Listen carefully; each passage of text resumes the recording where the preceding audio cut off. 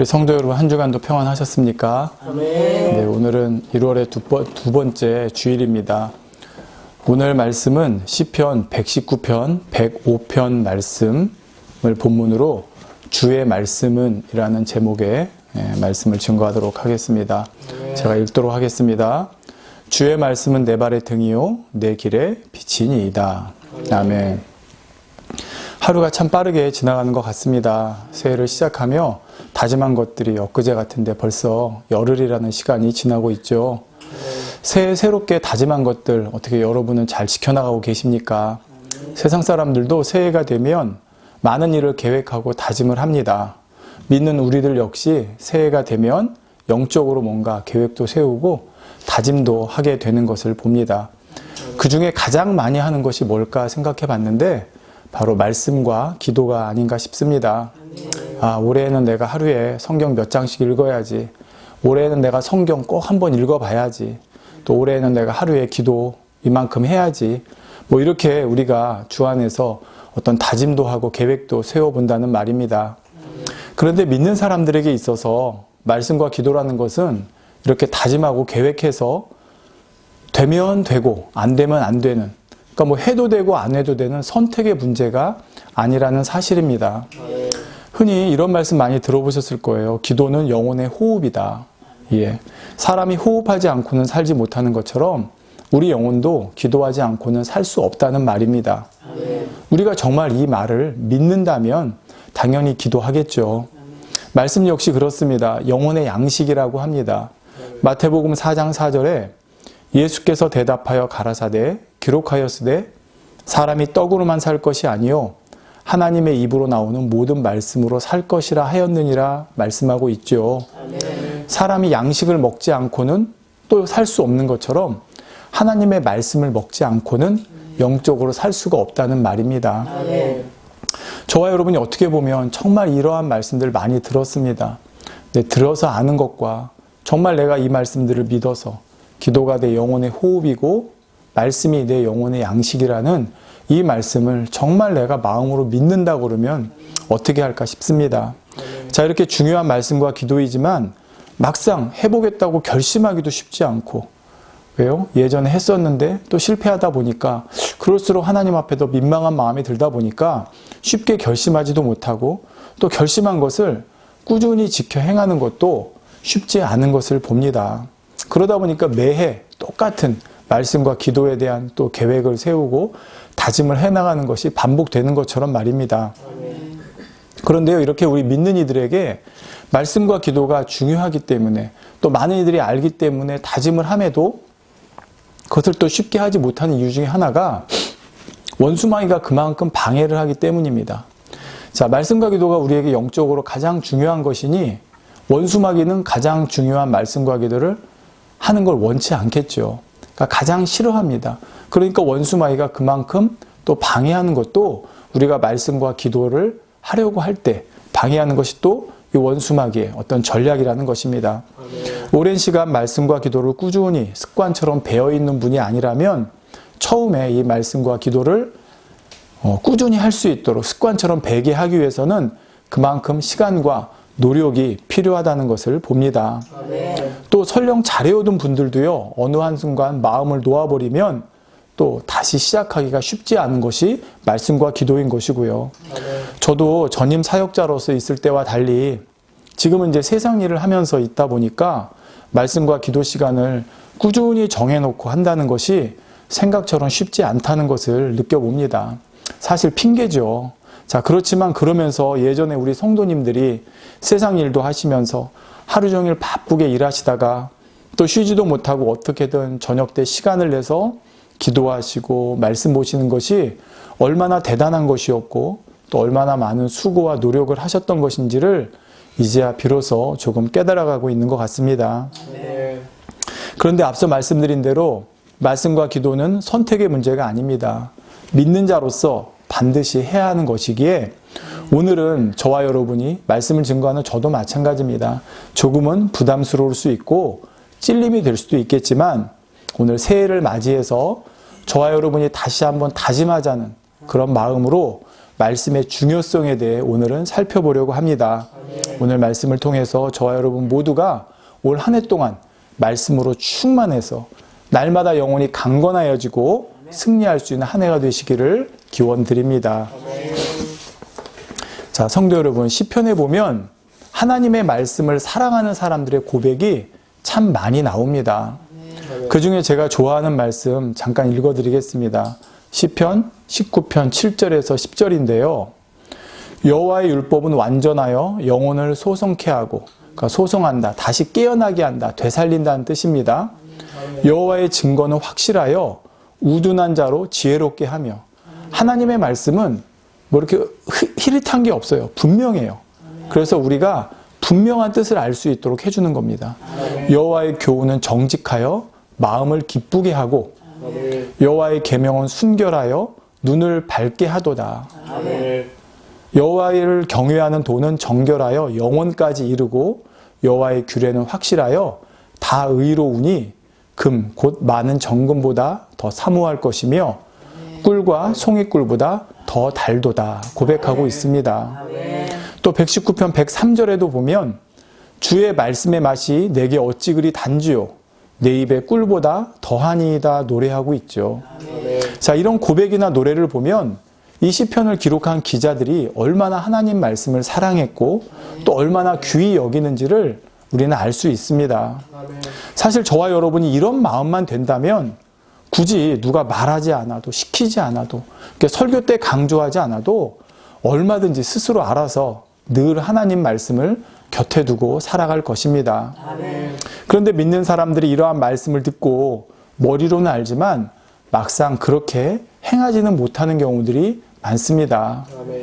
아까 말씀드린 대로 원수마귀 사단의 방해도 그만큼 심하기 때문이고요. 설교 말씀에 말씀과 기도에 대한 내용이 나올 때마다 마치 해야 될 숙제처럼 여기는 경우들도 있는 것을 봅니다. 그래서 오늘은 우리가 말씀을 양식 삼는 것이 왜 선택이 아니라 필수인지 오늘 본문 말씀을 통해 한번 살펴보도록 하겠습니다. 자, 먼저 오늘 본문의 앞절에 보면 주의 말씀은 내 발의 등이라고 했습니다. 여러분, 만약 길을 갈 때나 어느 어두운 장소에 있을 때 거기가 너무 어둡고 깜깜해서 정말 한 발자국도 앞도 보이지 않는다면 어떻습니까?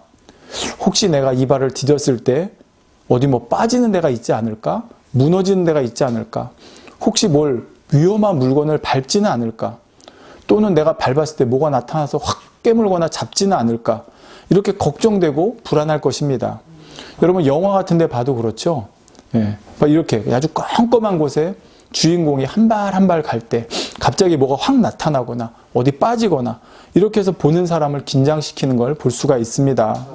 그런데 이때 다행히 아주 작고 희미하더라도 등 하나만 있으면, 예를 들어 뭐 라이터 불이라든지 뭐 성냥 불이라든지 이런 거 하나만 있어도 어떻습니까? 그 불에 의지해서 비록 느리지만 조심조심 한 발자국 앞으로 나갈 수 있는 것을 보게 됩니다. 바로 하나님의 말씀이 우리가 이 세상을 살아가는 데 있어서 이러한 등의 역할을 해준다는 사실입니다. 우리가 흔히 오늘날 세상, 죄악으로 점점 관영되어가는 세상을 뭐라고 합니까? 칠흑같이 어두운 세상이라고 말합니다. 죄로 관영되지 않은 곳이 없다 보니 정말 어디다 눈을 두고 어디다 귀를 둬야 될지, 어디에 발을 디디며 살아야 될지 정말 점점 더 힘든 세상이 되어가고 있죠.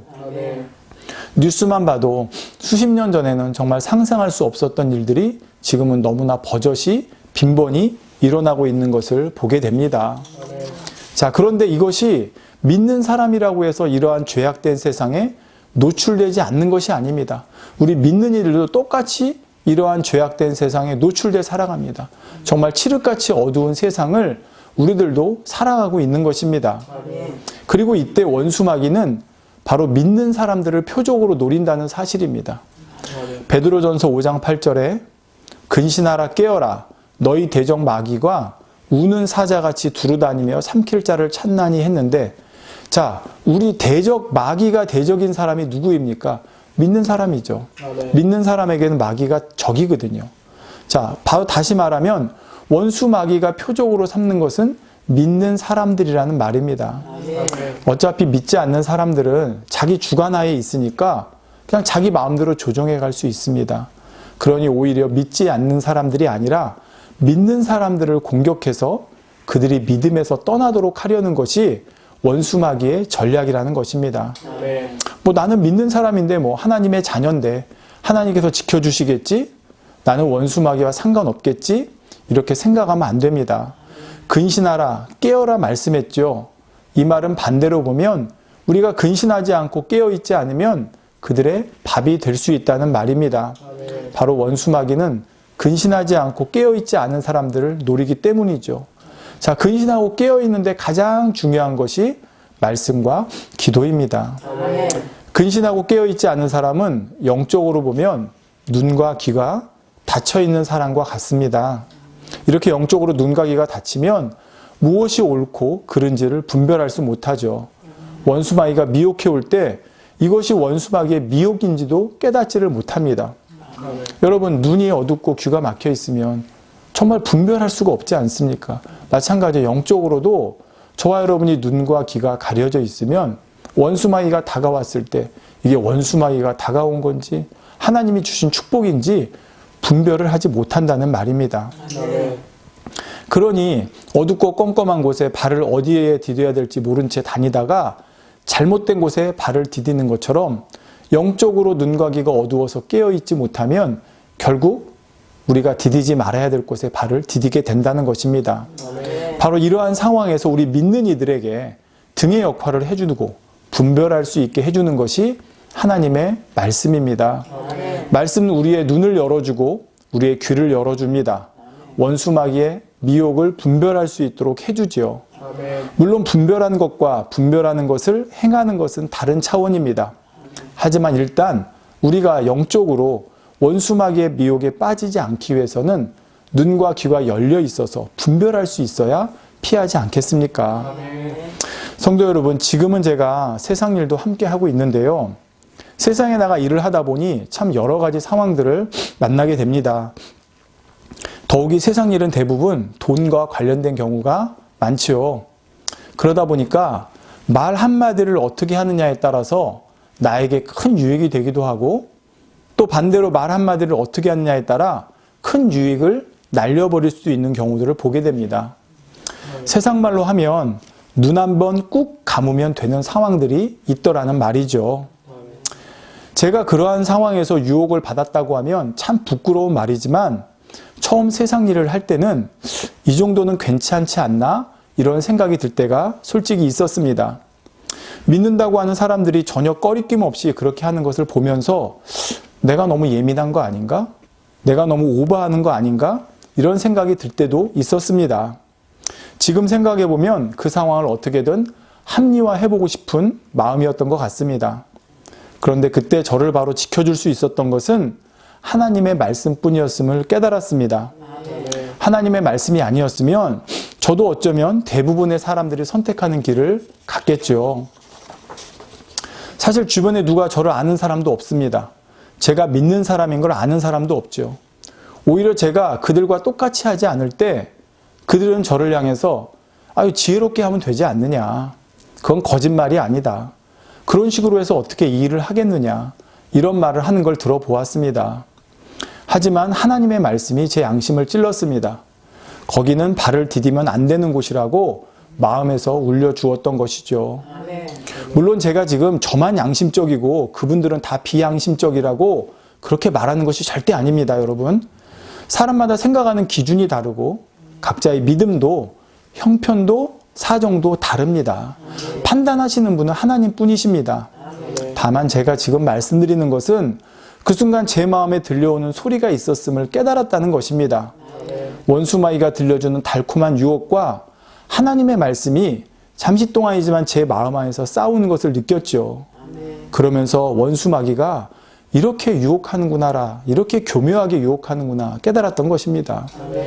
여러분, 우리가 어떤 상황에서 축복을 받을 상황이 됐을 때 말 한마디 이렇게 했을 때 그 축복이 올 때 내 마음의 한편에서는 그건 아닌데 하지만 한편에서는 야, 그렇게 해서 하나님 일하고 하나님 나라에 유익이 되면 더 좋잖아. 바로 이렇게 유혹을 해오는 거예요. 그러니까 원수마귀는 너 거짓말해, 너 남을 속여 이렇게 얘기하지 않습니다. 정말 그 사람의 약점을 공격하기도 하지만 하나님 말씀을 교묘하게 바꿔서 그렇기 때문에 우리가 말씀으로 서 있지 않으면, 영적으로 눈과 귀가 가려져 있으면 분별을 하지 못한다는 것입니다. 이게 정말 여러분 죄송해요. 이런 표현에서. 세상에 그런 말 있죠. 똥인지 된장인지 구분하지 못한다고. 예, 그런 것처럼 이게 그냥 축복이구나 하고 낼름 하는데 그게 사실은 축복이 아니라 원수마귀가 주는 덫일 수가 있다는 것입니다. 성도 여러분, 제가 지금 일일이 요즘은 언급하기 민망할 만큼 세상이 점점 더 죄악으로 더 깊어져 가고 있습니다. 그런데 사람들의 그 시작은 대부분 이 정도쯤이야 였을 것입니다. 그러나 하나님 말씀에 이 정도쯤이라는 것은 없습니다. 이 정도쯤의 죄는 괜찮다? 그 정도쯤은 봐준다. 이런 것이 없죠. 적당히, 대충, 알아서, 눈치껏 이런 말도 없습니다. 하나님 말씀은 너무나 단호하고 분명합니다. 자, 그렇다 해서 제가 모든 사람에게 일률적으로 동일하게 하나님 말씀의 기준을 적용한다는 것은 아닙니다. 각 사람의 믿음의 분량과 상황과 형편을 고려하시죠. 그렇다고 나는 믿음이 열이니까 죄 지어도 된다 이런 뜻은 아닙니다. 자, 각 사람의 믿음의 분량과 상황과 형편을 고려하시긴 하지만 하나님의 메시지는 분명합니다. 바로 빛과 어둠은 섞일 수가 없다는 것입니다. 여러분, 빛과 어둠이 적당히 섞입니까? 여러분, 그림자하고 햇빛이 비칠 때 그 경계선을 보면 정확하죠. 그림자하고 비슷하고. 그렇습니다. 고린도후서 6장 14절에 너희는 믿지 않는 자와 멍해를 같이 하지 말라. 의와 불법이 어찌 함께하며 빛과 어둠이 어찌 사귀며 말씀하고 있죠. 그러므로 우리는 하나님의 말씀으로 이 세상을 살아갈 때 내 발에 등을 삼아야 합니다. 지금 당장 손해보는 것 같고 나 빼고 모든 사람이 다 그렇게 하는 것 같아도 하나님의 말씀의 등으로 비추어 보면 거기가 발을 디딜 곳인지 아닐지 우리는 분명히 알 수 있다는 말입니다. 원수마귀 유혹에 넘어가서 발을 한번 잘못 디디면 그 다음부터는 점점 더 깊은 수렁으로 빠지게 됩니다. 물론 발을 잘못 디뎠어도 얼른 돌이키면 되겠죠. 한 발 디딘 거 빼면 되겠죠. 그런데 늪에 빠지면 헤어나오기 어려운 것처럼 어딘가 잘못 발을 디디면 사실 돌이키기가 쉽지 않다는 것을 알아야 합니다. 죄의 유혹에 빠져보고 그래서 거기에 깊이 점점 빠져들어가는 본분은 이것을 알 수 있습니다. 왜 중독이란 말이 나오겠습니까? 어떤 것에 중독된 사람이 처음부터 중독되려고 했을까요? 아닙니다. 그런데 그게 발을 디디는 것처럼 죄도 똑같습니다. 죄에도 중독성이 있어서 한 번 디디면 그게 점점 깊이 들어갈 수밖에 없다는 것입니다. 그러니 애초에 잘못 발을 디디지 않도록 여기가 디뎌도 되는 곳인가 하나님의 말씀의 등으로 비춰봐야 한다는 말이죠. 하나님 말씀은 지식이 아닙니다. 따라서 하나님 말씀이 비춰질 때, 하나님 말씀이 선포될 때 거기에는 살아 역사하는 힘이 있고 권세가 있습니다. 하나님 말씀으로 비춰서 여기가 디딜 곳인가 아닌가만 보는 게 아니라 그 등이 비춰질 때 그곳에 있던 어둠이 물러간다는 말입니다. 하나님 말씀이 선포되면 어둠은 물러갑니다. 그러면 그 순간 내 마음에 있던 어둠이 물러가면서 아, 여기는 발을 디딜 곳이 아니구나 라고 깨닫게 되고 그렇게 할 수 있는 힘이 온다는 말이죠. 우리가 하나님 말씀의 등을 굳건히 붙잡고 앞을 비춰나갈 때 거기서 어둠이 물러가고 한 걸음 한 걸음 하나님께서 내 발걸음을 인도해 주시니 바로 축복의 길로 나갈 수가 있다는 말입니다. 2021년 한 해 동안 우리가 하나님 말씀으로 등을 삼아서 내가 가야 될 곳, 여러분 우리가 어떤 결정을 할 때요, 발을 디뎌야 될 때 하나님 말씀으로 비춰보면 시작해야 될지 하지 말아야 될지 가야 될지 말아야 될지 그 등이 비춰지면 알 수가 있다는 것입니다. 여러분 어두울 때는 여기가 덫이 있는지 몰랐지만 비춰보면 덫이 있는데 누가 거기다 어리석게 발을 디디겠습니까? 이처럼 하나님 말씀이 내 안에 양식되어져서 그것이 내가 디디는 발걸음의 등의 역할을 해줄 수 있는 올 한 해가 될 수 있기를 부탁드리겠습니다. 자, 이제 두 번째로 후반절을 살펴보도록 하겠습니다. 자, 오늘 본문의 후반절입니다. 주의 말씀은 내 길에 빛이니이다 말씀합니다. 우리가 살다 보면 어디로 가야 할지 무엇을 선택해야 될지 고민되는 순간들이 있습니다. 어떻게 하는 것이 잘하는 걸까? 어떻게 하는 것이 하나님의 뜻인가 말이죠. 이럴 때 시편 143편 8절에 보면 아침에 나로 주의 인자한 말씀을 듣게 하소서. 내가 주를 의뢰함이니이다. 나의 다닐 길을 알게 하소서. 내가 내 영혼을 주께 받듦이니이다 말씀하고 있습니다. 제가 예전에 그런 말씀 드렸죠. 아침에 일어나서 제일 먼저 하는 것이 뭔가? 하나님 말씀을 먼저 한 절이라도 보자고 그랬죠. 저도 어플을 깔아서 아침에 오늘의 말씀을 봅니다. 근데 아침에 나로 주의 인자한 말씀을 듣게 하소서. 왜 아침에라고 했을까요? 하루를 시작할 때 바로 그 말씀을 내가 보고 그 말씀을 내가 붙잡으면 그 말씀이 오늘 하루 동안 내 길을 인도하는 바로 빛의 역할을 해주기 때문입니다. 아멘. 우리는 바로 주의 말씀이 여기서 나의 다닐 길을 알게 하소서. 나의 다닐 길을 알게 할 수 있는 게 누구예요? 바로 하나님 말씀이기 때문입니다. 아멘. 여러분 요즘은 내비게이션이라는 게 있습니다. 목적지까지 가는 길만 알려주는 게 아니라 가장 빠르게 가는 길도 알려주죠. 내비게이션은 목적지만 찍어놓으면 알려주는 대로 그 내비게이션이 알려준 대로 가기만 하면 됩니다. 어느 길로 가야 될지, 지금 어디가 막히는지, 돌아가야 할지, 그냥 가야 할지 고민할 거 없이 알려주는 대로만 가면 된다는 것입니다. 자, 바로 하나님 말씀이 이런 역할을 해줍니다. 사람은 지난 시간에 말씀드렸지만 하루 동안에 무슨 일이 일어날지 모릅니다. 앞일을 모릅니다. 그러니 당장 눈앞에 보이는 상황만 보고 판단하기가 쉽습니다. 운전을 할 때 다음 블록에 어떤 일이 일어나는지 모르니, 또 옆길에 무슨 일이 일어나는지 모르니 지금 당장 눈앞이 막히는 것 같으면 다른 길로 돌아가려고 하고, 또 지금 당장 눈앞이 뻥 뚫려 있는 것 같으면 몇 킬로 앞에 사고가 나 막혀 있는 걸 모르고 그 길로 들어서기도 하죠. 그런데 하나님 말씀이 바로 내가 가야 할 길을 안내해주는 그러한 빛의 역할을 해준다는 말입니다. 칠흑같이 어두운 밤에 산속을 헤매고 있을 때, 예전에 보면 전설의 공연 같은 거 보면 그런 거 나오죠. 막 산을 헤매는데 저기 멀리 등이 빛이 하나 보입니다. 자, 그것은 내 생명을 건너주는 안내자의 역할을 합니다. 폭풍 우지는 깜깜한 밤에서 방향을 잃고 헤매일 때 저 멀리 보이는 등대 불빛이 바로 생명을 건져주는 안내자 역할을 하죠. 히브리서 3장 10절에 그러므로 내가 이 세대를 노하여 가로되 저희가 항상 마음이 미혹되어 내 길을 알지 못하는도다 하였고 말씀합니다. 자, 지금 말씀드린 대로 칠흑같이 어두운 세상, 폭풍우 치는 세상, 지금 세상이 그렇습니다.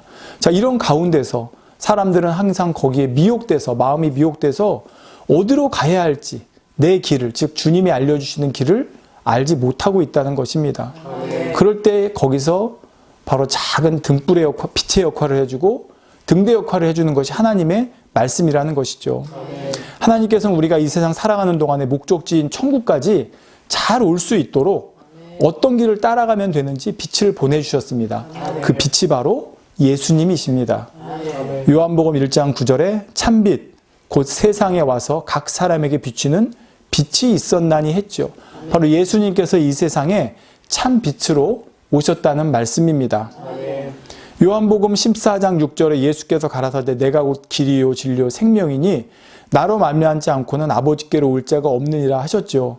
그러니 바로 참빛으로 오신 예수님을 따라갈 때 길이요 진리요 생명되어서 아버지께로, 즉 천국으로 갈 수가 있다는 말입니다. 그래서 요한복음 8장 12절에도 예수님께서 또 일러 가라사대 나는 세상의 빛이니 나를 따르는 자는 어둠에 다니지 아니하고 생명의 빛을 얻으리라 말씀하고 있죠. 우리가 가야 할 생명의 길을 비추시는 분이 바로 우리 예수님이십니다. 그런데 여러분, 예수님이 어떤 분이세요? 바로 말씀이십니다. 요한복음 1장 14절에 이렇게 말씀하죠. 말씀이 육신이 되어 우리 가운데 거하심에, 즉 예수님이 빛이시고 우리 갈 길을 비춰주시는 길의 역할을 하시는데 그 예수님이 곧 말씀이라는 것입니다. 따라서 우리가 말씀이 곧 우리의 빛이 되고 길이 된다고 말할 수 있지 않겠습니까? 비록 우리가 이 땅에 속하여 살아가고 있지만 땅만 보고 살 것이 아니라 바로 하늘에 속한 자로서 하늘을 보고 하늘 가는 길로 인도해 주는 것이 바로 말씀이 되는 것입니다. 성도 여러분, 마지막 때가 가까울수록 마태복음 24장 11절에 거짓 선지자가 많이 일어나 많은 사람을 미혹해 하겠으며 말씀한 대로 거짓 선지자들이 많이 일어나게 됩니다. 성경에는 거짓 그리스도와 거짓 선생도 많이 일어날 것을 말씀하고 있죠. 심지어 마태복음 24장 24절에 거짓 그리스도들과 거짓 선지자들이 일어나 큰 표적과 기사를 보이어 할 수만 있으면 택하신 자들도 미혹하게 하리라 했습니다. 자, 마지막 때가 될수록 거짓 그리스도와 거짓 선지자들이 일어나서 믿는 사람들까지도, 택하신 자들도, 즉 믿는 사람들까지도 미혹해 하리라 말씀하신 것입니다. 오늘날 하나님 말씀을 해석하는 것을 보면 참 다양합니다. 교파도 다르고, 자, 다 사람마다 그 순간에 성령께서 주관하시고 감동한 가운데 역사하시는 것이 다르기 때문에 필요한 말씀으로 그 순간에 풀어서 역사하실 수가 있죠. 하지만 그런 것과 사람의 생각 가운데, 욕심 가운데, 사심 가운데 말씀을 풀어서 사람을 미혹하는 것은 다릅니다. 또 하나님 말씀을 일부만 짜집기 해서 원하는 방향으로 풀어가는 것도 다르죠. 또 세상적인 지식이나 교양을 전하는 설교, 도덕 강의나 인문학 강의와 같은 설교, 세상 돌아가는 이야기, 정치 이야기, 사회 이야기, 이런 것이 주를 이루는 설교. 자, 그것도 과연 성령님께서 주관하시고 역사하시는 말씀이라고 할 수 있을지요. 자, 그만큼 마지막 때가 가까울수록 지금 영적으로 혼탁해지고 있다는 사실입니다. 아모스 8장 11절에 주 여호와께서 가라사대 보라 날이 이를지라 내가 기근을 땅에 보내리니 양식이 없어 주림이 아니며 물이 없어 가람이 아니요 여호와의 말씀을 듣지 못한 기갈이라 했습니다. 아까 말씀드린 대로 지금 여러분 유튜브만 보세요. 얼마나 많은 하나님 말씀들, 지금 여러분도 유튜브를 통해서 이걸 듣고 계신데 정말 많은 하나님 말씀들이 쏟아져 나오고 있다고 표현할 만큼 많습니다. 물론 그 중에 너무나 은혜로운 말씀들도 많고요. 그런데 여기저기 하나님 말씀이라고 선포되는 수많은 말씀들이 있지만 마치 먹을 양식과 물이 없는 것처럼 참된 하나님 말씀, 참뜻, 하나님의 참뜻과 마음을 전하는 말씀, 정말 이 시대를 어떻게 준비하여 살아가야 되는지를 전하는 말씀을 찾아보기가 아까 아모스 말씀처럼 점점 힘들어지고 있는 것이 아닌가 생각을 해봅니다. 자, 힘들어지고 있다는 것은 무엇이냐? 자칫 잘못하면 은혜로운 하나님 말씀도 있지만 미혹해 하는 말씀도 있기 때문입니다. 자, 예전에는 내가 그냥 어떤 미혹하는 말씀이 선포되는 곳에 찾아가지 않으면 그 말을 듣지 않을 수 있었는데 지금은 인터넷이나 유튜브에 워낙 많은 말씀들이라는 것이 있기 때문에 내가 그 중에서 듣다가 자칫 분별되어지지 않으면 잘못된 말씀으로도 빠질 수가 있다는 것이죠. 자칫하면 잘못된 길로 이끌 수 있는 잘못된 말씀들도 점점 많아지기 때문에 우리 믿는 사람들이 더더욱 말씀으로 분별하고 말씀이 제시하는 길로만 가야 한다는 것입니다. 어떤 분들은 아유, 나는 아무리 말씀을 봐도 어려워도 모르겠어요. 그러니 목사님들이 풀어주는 말씀 듣는 거 아닙니까? 이렇게 말씀하실 수 있죠. 네, 맞습니다. 주의 종들이 하나님을 풀어서 양떼들에게 먹이는 것이 사명이고 또 귀한 말씀, 정말 하나님 말씀을 진액을 다해 준비해서 선포하시는 귀한 주의 종님들이 많은 것을 저도 봅니고 또 압니다. 자, 그런데 제가 드리고 싶은 말씀은요. 우리 모두의 안에는 성령님께서 계십니다. 그리고 이 성령님께서는 우리를 아버지 원하시는 바른 길로 인도하시는 인도자가 되시죠. 그런데 바로 성령님께서 우리의 인도자가 되어주시기 위해서는 우리 안에 하나님의 말씀이 무장되고 양식되어 있는 것이 꼭 필요하다는 말입니다. 자, 여러분 마치 학교 다닐 때 우리가 공부할 때 선생님께서 뭘 열심히 가르쳐 주세요. 그런데 내가 예습 복습 안 돼 있고 또 미리 좀 공부를 좀 해서 내 안에 양식이 되어 있지 않으면 선생님이 그 수업 시간에 설명하는 말씀만 듣고는 따라가기가 쉽지 않은 경우들이 있는 것을 보게 되죠. 반면에 내가 예습 복습하고 그래서 그 내용을 내 안에 어느 정도 좀 담고 있으면 선생님이 그 수업 시간에 설명을 하실 때 이거구나 더 잘 이해되고 따라갈 수가 있는 것을 보게 됩니다. 자, 이 비유가 좀 그렇지만 성령님께서도 마찬가지세요. 우리를 이끌어주시는 선생님의 역할을 하십니다. 근데 바로 하나님 말씀으로 이끌어주시는데 내 안에 말씀이라고 하는 그 어떤 원천적인 소스가, 재료가 전혀 없으면 지금 성령님께서 나를 이끌어주시는 그거를 깨닫기가 쉽지 않다는 말입니다. 자, 물론 여러분 그렇다고 우리가 말씀을 무장하고 양식 삼아서 다른 주의 종들이 선포되는 하시는 말씀을 저게 잘하는 건가 아닌가 판단하고 평가하자는 말이 결코 아닙니다. 다만 경험상 제가 보니까요. 저도 지난 2, 3년간 정말 여러 말씀들을 들었습니다. 예, 정말 유튜브에 있는 많은 주의종들의 말씀을 들었습니다. 그러면서 성령님께서 이렇게 말씀으로 알려주시는구나라는 걸 체험했죠. 예를 들어 유튜브에 보니까 정말 다양한 내용들이 있었습니다. 그런데 어떤 분은 제가 몇 달 동안 정말 은혜 많이 받으며 들은 목사님들도 계십니다. 야, 정말 이렇게 말씀을 풀어주시는구나. 정말 달다. 송이꿀같이 달다. 자, 그런데 어느 날 그 말씀, 그분의 말씀을 듣는데 마음 한편에서 이건 좀 아닌데 라는 이제 그런 어떤 마음이 주어질 때가 있었습니다. 제가 죄송합니다만 예전 같으면 내가 그동안 이 목사님을 잘못 알았네? 더 들으면 안 되겠네? 그냥 이렇게 했을지도 모릅니다. 근데 지금은 그런 마음이 아닙니다. 그동안 제가 그분을 통해서 제가 깨닫지 못했던 거 하나님 말씀으로 깨우쳐 주시고, 제가 은혜 받은 것에 너무 감사한 마음이 되었습니다. 다만 내 안에 성령님께서 평안함을 주시지 않기 때문에 내가 이제는 듣지 않는 게 낫지 않나, 이런 생각이 내 마음에 들었다는 것이죠. 그러면서 그분을 위해 더 기도해 드리게 되었고요. 제가 그분보다 낫다고 드리는 말씀이 아닙니다. 지금 제가 이렇게 말씀을 드리는 것은 성령님께서 제가 이제 이렇게 말씀드릴 수 있는 게 저도 이제 말씀을 보지 않습니까? 그러다 보면 이것이 그 순간에 성령님께서 해석하시는 어떤 유연함에 의한 것인지, 아니면 이거는 조금 성령님께서 어떤 해석하시는 것이 아니라 사람의 생각이 들어간 것이 아닌가? 제가 다 맞는 건 아니지만 말입니다. 그렇게 마음에 이제 올 때가 있더라는 것이죠. 제가 예전에 어느 한쪽으로 편향돼 있고 또 어느 한쪽으로 이렇게 좀 심하게 왜곡돼 있는, 또 선입견을 가진 그런 상태에서는 제가 죄송하지만 예전에는 다른 목사님들 설교를 들으면 이건 아니야, 이건 맞아, 이렇게 막 판단하고 정죄하던 때가 솔직히 있었습니다. 근데 지금은 그것이 아니라 정말 제가 마음에서 모든 걸 내려놓고 순수하게 하나님 말씀이라고 하는 어떤 이 잣대로, 그 기준으로 듣다 보니까 어떤 분의 말씀이라도 은혜가 되어져요. 그렇지만 다만 내 마음에 성령님께서 평안함을 주시지 않는 경우들이 가끔가다 있더라는 거예요. 예를 들어 이런 경우도 있었습니다. 자, 마지막 때를 아주 강하게 외치는 분의 설교가 있었어요. 저도 은혜 받고 내가 마지막 때 깨어 있어야겠다, 신분한장 해야겠다. 이제 그분 설교를 저도 열심히 들으면서 다짐하고 경각심을 가지고 해야겠다는 마음이 들었습니다. 자, 그런데요, 한편에서 또 이런 마음이 드는 거예요. 마지막 때임을 깨닫고 깨어있도록 해주는 것은 너무나 귀한 말씀이지만 마지막 때를 두려워하고 무조건 움츠려들게 하는 것도 성령님께서 기뻐하시는 것은 아니겠다라고 생각을 했죠. 자, 우리가 내일 주님을 맞는 정말 신부로서 결혼식장에 들어가야 될 신부라고 생각할 때, 여러분 물론 내가 부족할 수 있어요. 신랑 되신 주님 앞에.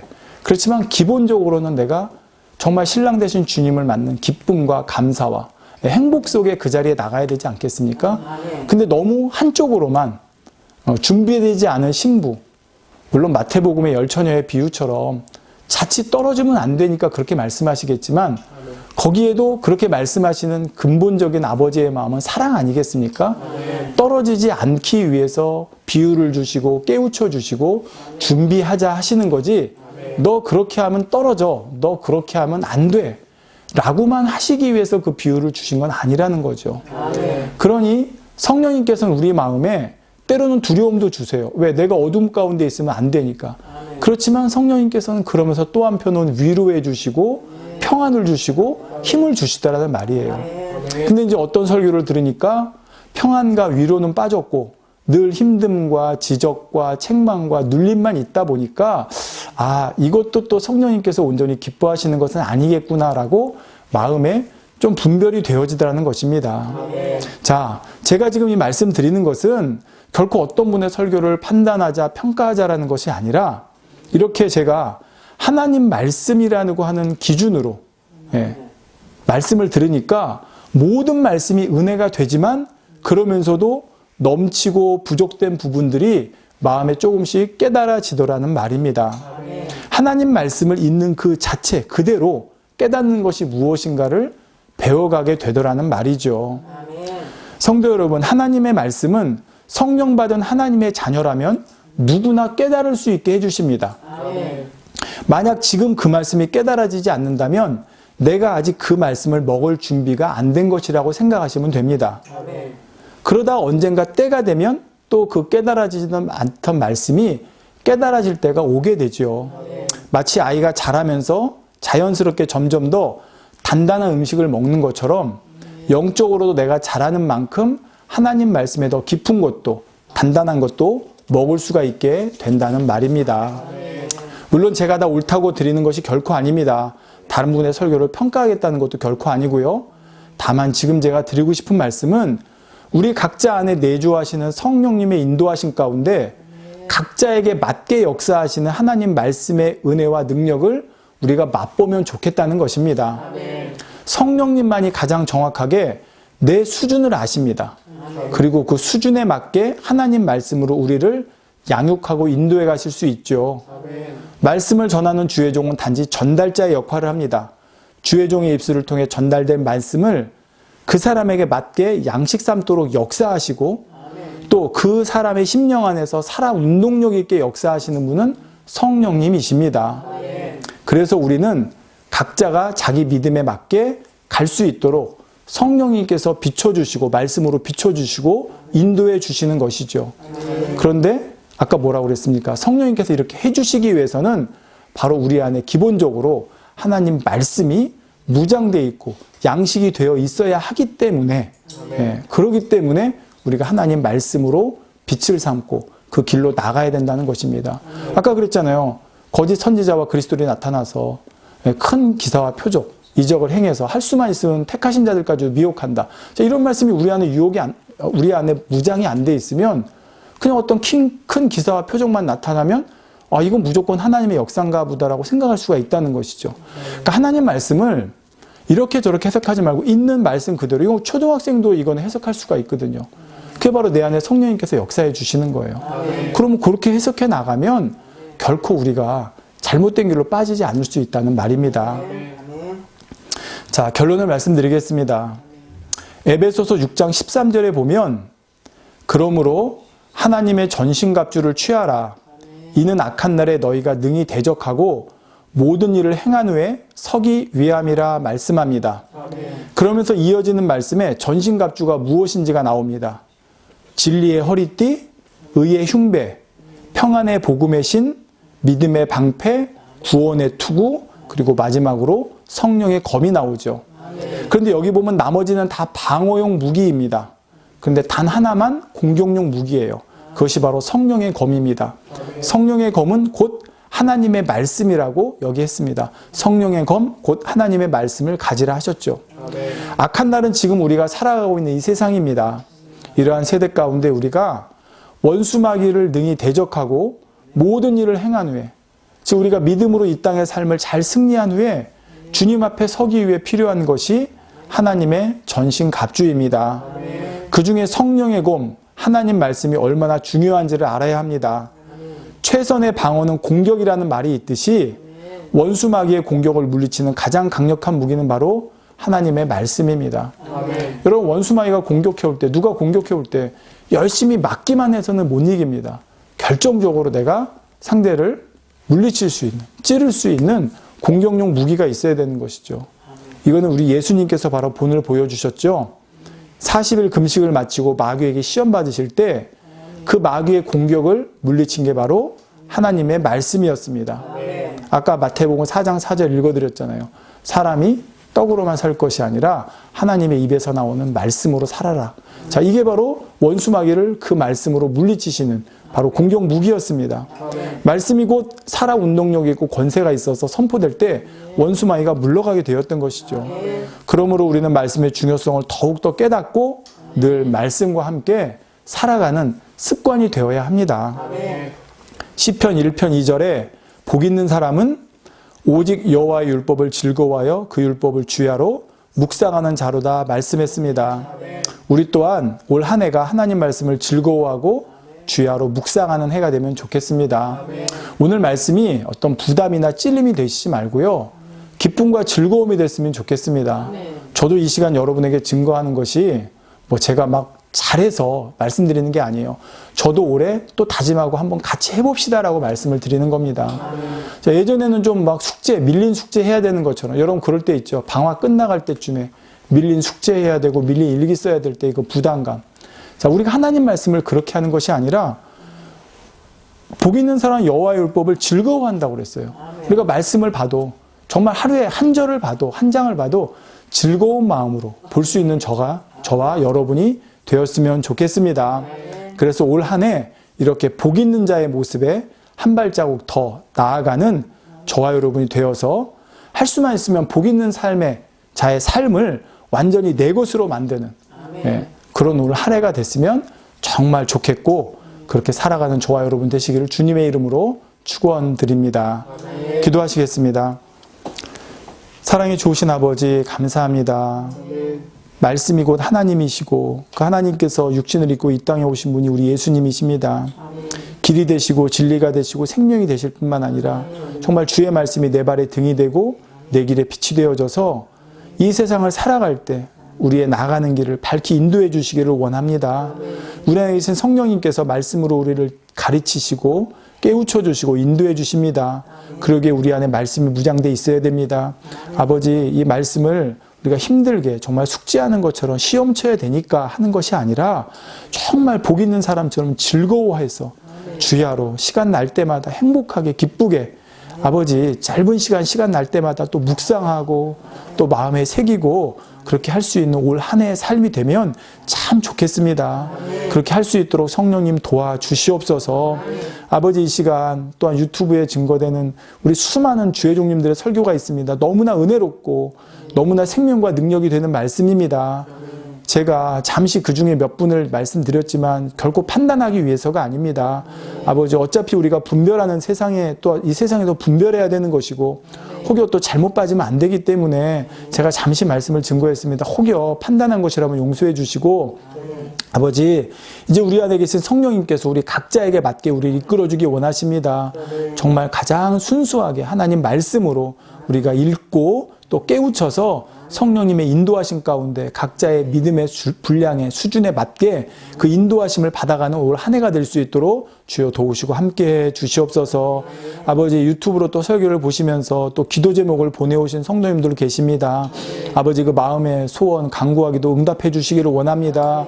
아버지, 집 문제도 또 해결해 주시고 가정의 문제들도 해결해 주시고 사업태의 문제들도 해결해 주시고 건강의 문제들도 해결해 주시고 그 모든 답이 하나님 말씀에 있습니다. 오늘 들은 말씀처럼 이 말씀으로 등을 삼고 빛을 삼아서 거기서 답을 얻어서 우리가 담대히 아버지 뜻 가운데 나아갈 때 너희가 믿고 구한 거 응답 받은 줄로 믿으라 했습니다.